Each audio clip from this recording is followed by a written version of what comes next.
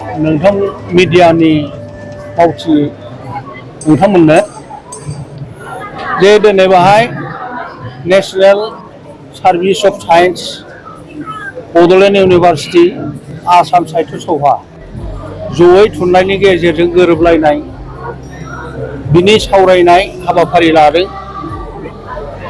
जे हाबाफारि बियो बरायथाव आरो बाख्नायथाव। आं मोजां मोनदों। जोंहाबो माखासे बुंनांगौ बाथ्रा दंखाय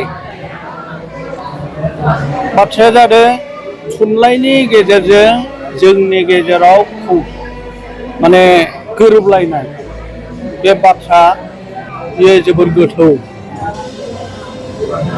दिनै आङो बुंनो नागिरदों बड'लेण्ड बिश्वबिद्यालया बा मुलुगसालिया 1909 मायथाइयाव गायसनजानानै दिनै बुंनो थाबा बिनि खामानिया 15 बोसोर जाबाय। बड'लेण्ड मुलुगसोलोंसालिनिफ्राय जोंहा गोबां आसा दं, मिजिं दं, आसा फारिनानै दं। मानो होननानै बुङोबा दुलाराय बर' फरायसा आफादनि गेजेरजों दाबिनायनि गेजेरजों बियो 2003 मायथाइनि BTC गोरोबथाजों मोनबोफानाय मोनसे मुलुगसोलोंसालि। बेखायनो जों बर' मानसिफोरनि जे लुबैनाया बारासिन दं आरो बिनि गेजेरजों जोंहा गोबां जौगानाय फैगोन। फरायनायनिफ्राय फारि लानानै खाबु खालानिफ्राय फारि लानानै जोंहा बाहाय गोबां मिजिं दङ। लोगोसे जोंनि हारिनि सिनायथि जारिमिन खालामनांगौ। बर' समाज, बर' धोरोम, बर' जारिमिन, थुनलाइनि जारिमिननि बागैबो जे जारिमिन रनसायनायनि बाथ्रा जोंनि गिदिर गोलाव सरखारफ्रा पण्डितफ्रा बे बड'लेण्ड इउनिभार्सिटिनि गेजेरजोंनो जोंहा लामा नायनाय दङ। गुवाहाटि मुलुगसोलोंसालिनिफ्राय जेबायदि आसाम बा असमियाफ्रा जेबायदि खाबु मोनदों जोंबो बे खाबुखौ बहाय लुबैगोन। बेवहाय मोनसे दानानै दोननाय जाखादों बड' स्टाडि सेन्टार बड'लेण्ड मुलुगसोलोंसालियाव।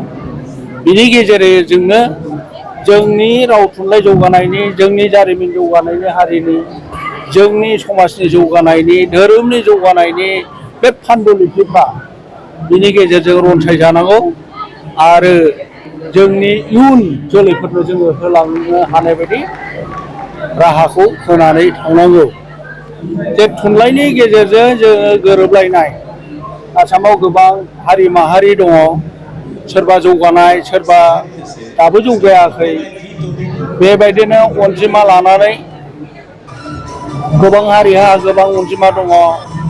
जोंनाव गोबां हारिफोरनि गेजेरावनो अनजिमाया बाङाय जालांदों, रावफ्राबो बाङाय जालांदों। बेफोरखौ समानथाय मोनसे समान नोजोरजों नायलायनानै आसाम सरकार, भारत सरकारा जौगानायनि रांखावरि मदद बेफोरखौ नायनानै होनांगौ। बर' हारिनाव दिनै फरायसालिसिम जे थुनलाइनि मोनसे आयदा बर' रावा जाबाय आरो जोंहा 1 to 12 बिजों जाबाय। बे हिसाबै बर' थुनलाइ आफादा दाबो बायदिसिना जेंना जोंहा जोबाखै। बिजाबनिफ्राय फारि लानानै, फोरोंगिरिनिफ्राय फारि लानानै आरो फरायसालिफ्राव मावदांसाफोरखौ लानानै जोंनाव गोबां जेंना दंबावो। बे जेंनाफोरखौबो गोरोबलायनाय, अनलायनाय होननाय जिनिसा समान मोनसे जौगाफारियाव लाबोफानो हायाबा बेवहाय गोरोबलायैनि मोनसे फारागा थाबाय थायो। बेखायनो आङो आसाम साहित्य सभाया जोंनि बिदा गेदेर हिसाबै बे बिथिङाव जोंजोंबो हेफाजाब होनांगौ आरो जोंनि गोरों गोरा पण्डितफ्राबो हेफाजाब होनांगौ। बे मिजिंखौ आङो खालामदों आरो आंनि जे बिबुंथि बेवहाय आङो बुंदों। बर' थुनलाइ आफादा बेसेबा गोबावनिफ्राय बड'लेण्ड इउनिभार्सिटिखौ होबाय थादों। आं बे बाथ्राखौबो बुंबोदों आरो बिनि सायाव बड'लेण्ड मुलुगसोलोंसालिनि सायाव जोंहा गोबां मिजिं दं।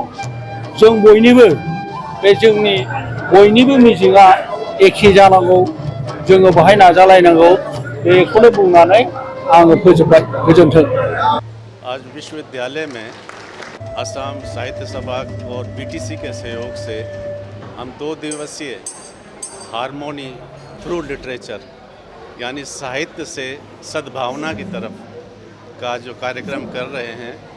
इस कार्यक्रम में हमारे जो विभिन्न जो जनजातियां हैं जो कि बोडोलैंड में हैं, आसाम में हैं, उनकी आपस में कैसे सद्भावना बनी रहे और कैसे एक दूसरे से के जो भी रीति रिवाज हैं, धर्म हैं और जो भी एक दूसरे की सोच है, साहित्य है, उसका कैसे एक दूसरे सम्मान करें।